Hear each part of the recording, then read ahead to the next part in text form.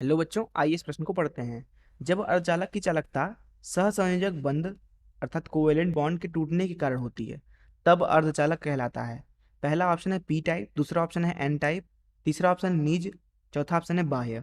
आइए इस प्रश्न की मुख्य अवधारणा की चर्चा करें। अर्धचालक पदार्थ दो प्रकार के होते हैं। एक तो होता है शुद्ध अर्धचालक अर्थात ऐसा अर्धचालक जिसके अंदर अपमिश्रण नहीं किया गया होता। वही बात करें दूसरे प्रकार के अर्धचालक की, तो वो होता है अपमिश्रित अर्धचालक। दरअसल यह शुद्ध अर्धचालक से ही बना जाता है, उसमें अशुद्धियां मिलाकर। अब मिश्रित अर्धचालक दो प्रकार के होते हैं, पी प्रकार तथा एन प्रकार। वही जो ये शुद्ध अर्धचालक होते हैं, शुद्ध अर्धचालक को दरअसल हम निज अर्धचालक भी बोलते हैं। वही जो अपमिश्रित अर्धचालक होते हैं उन्हें बाह्य अर्धचालक भी बोलते हैं, क्योंकि आप उसमें बाहर से कुछ मिला देते हैं। आइए हम समझते हैं शुद्ध अर्धचालक को। अगर आप बात करते हैं शुद्ध अर्धचालक की, तो दरअसल ये ऐसे अर्धचालक होते हैं जिनके अंदर जो चालकता होती है, मान लीजिए हमारे पास में एक अर्धचालक है कुछ इस तरीके से। चलिए शुद्ध अर्धचालक को हम एक उदाहरण से समझते हैं। मान लीजिए हमारे पास में सिलिकॉन का शुद्ध अर्धचालक है। अब सिलिकॉन जो होता है उसके बाहरी कक्ष में 4 इलेक्ट्रॉन होते हैं, अर्थात यह एक चतुर्संयोजी तत्व है। आइए हम समझते हैं इसकी चालकता को।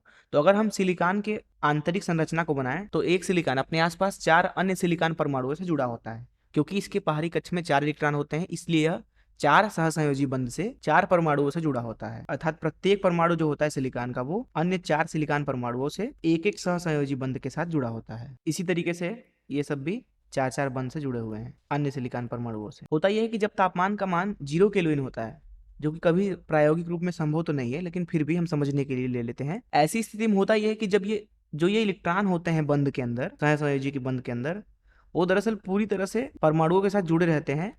कोई भी इलेक्ट्रॉन जो है वो अपनी जगह से कहीं और नहीं होता है।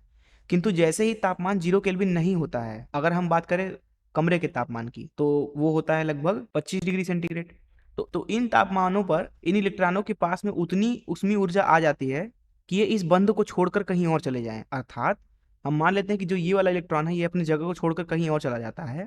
ऐसी स्थिति में जहां से इलेक्ट्रॉन उठ करके कहीं और गया है, उष्मीय ऊर्जा के कारण उस जगह पर इलेक्ट्रॉन की कमी हो जाएगी। अब उस इलेक्ट्रॉन की कमी को हम बोलते हैं होल अथवा कोटर। इस चीज को अगर हम बनाएं, तो यहाँ हो गया होल और यहाँ आ गया इलेक्ट्रॉन। ऐसा केवल उष्मीय ऊर्जा के कारण होता है, क्योंकि कमरे के तापमान पर इतनी ऊर्जा इलेक्ट्रॉन को मिल जाती है कि वह इस बंध को छोड़कर कहीं और चला जाए। इस चीज को हम ऊर्जा बैंड ग्राफ से भी समझ सकते हैं। यहाँ वाई अक्ष पर ऊर्जा लिया जाता है, ऊपर होता है चालन बैंड, नीचे होता है संयोजी बैंड। संयोजी बैंड के अंदर दरअसल वो इलेक्ट्रॉन है जो इन बंध में जुड़े हुए हैं। संयोजी बैंड और चालन बैंड के बीच की जो ऊर्जा अंतराल होती है उसे ईजी से दर्शाया जाता है। कमरे के ताप पर इलेक्ट्रॉनों को ये ईजी ऊर्जा मिल जाती है, जिसकी वजह से जो इलेक्ट्रॉन होते हैं वो आसानी से संयोजी बैंड में जा सकते हैं, वहां से आ भी सकते हैं और वहां पे जा भी सकते हैं। जब इलेक्ट्रॉन यहाँ संयोजी बैंड में चले जाते हैं, तो यहाँ ये अपनी जगह पे खाली स्थान छोड़ जाते हैं, जिनको हम होल बोलते हैं, जिनको हम कुछ इस तरीके से बना सकते हैं। अब कमरे के ताप पर अगर हम इस सिलिकॉन को किसी वैद्युत परिपथ से जोड़ें, अर्थात इसके ऊपर वैद्युत क्षेत्र लगा दें कुछ इस तरीके से, तो जो ये इलेक्ट्रॉन है वो दरअसल त्वरित हो जाएगा। त्वरित होने की वजह से पूरे अर्धचालक के अंदर वैद्युत धारा प्रवाहित होने लगेगी।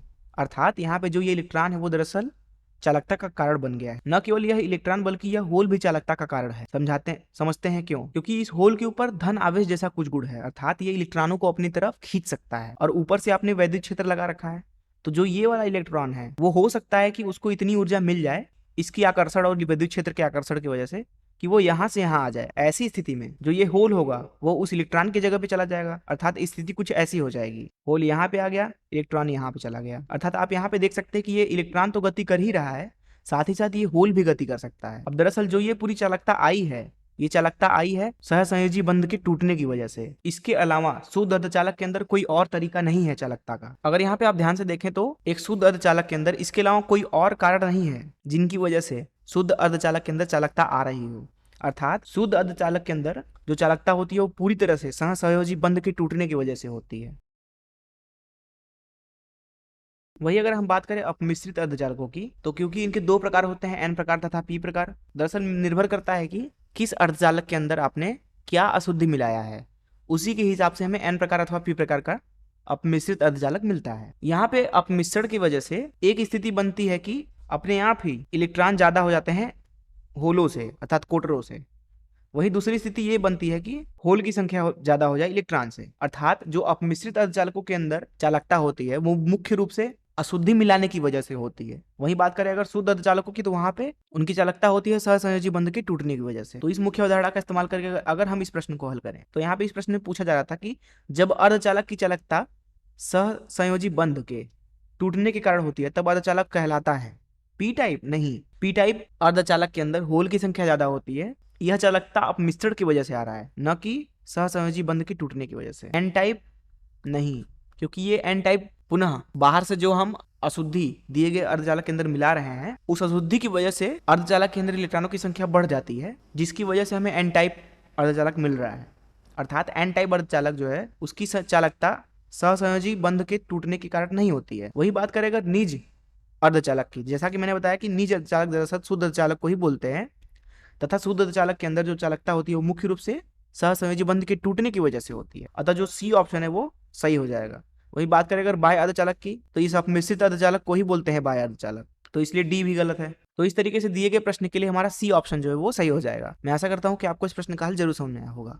धन्यवाद।